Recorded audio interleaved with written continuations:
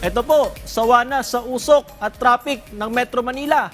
Lasapin ang sariwang hangin at mag-enjoy sa perfect bakasyon ng Kapalkan Falls sa Abra.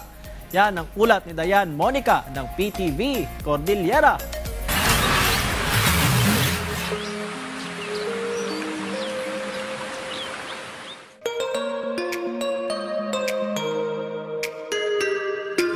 Nais mo na bang makahanap ng perfect na pasyalan sa tag-ulan? Lumangoy o mag-relax sa pool? Merong lugar sa Abra na swak para sa'yo.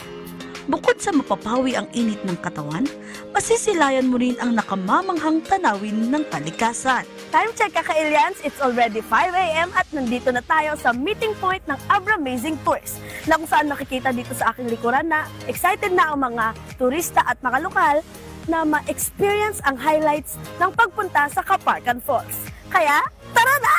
Samahan ninyo ako na madiskubre ang isang nakatagong yaman ng Abra. Perfect puntahan tuwing buwan ng Hunyo hanggang Oktubre ang Kapalkan Falls na matatagpuan sa Sitio Kapalkan, Barangay Kaganayan, Tineg, Abra. Suwak ito para sa mga physically fit na travelers na naghahanap ng thrilling adventure. Ramdam na ramdam mo ang fresh air habang nakasakay sa monster truck. Sa pagdaan sa rough road patungo sa lugar.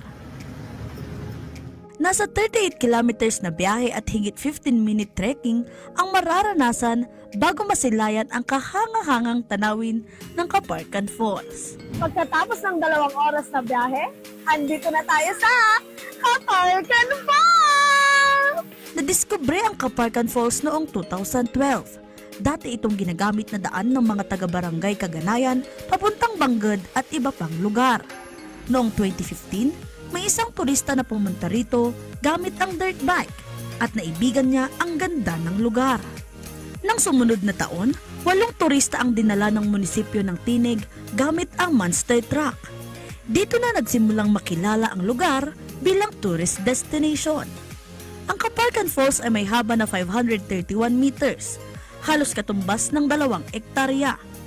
Binubuo ito ng natural layered columnar basalt rock formations na may theatrical curtain terrace structure at turquoise na tubig mula sa spring. Parang bahagi ito ng paraiso dahil sa multi-layered travertine formations na pinagdadaanan ng tubig. May mga crystal clear pools din na pwedeng langoyan gamit ang malamig na tubig mula sa bukal.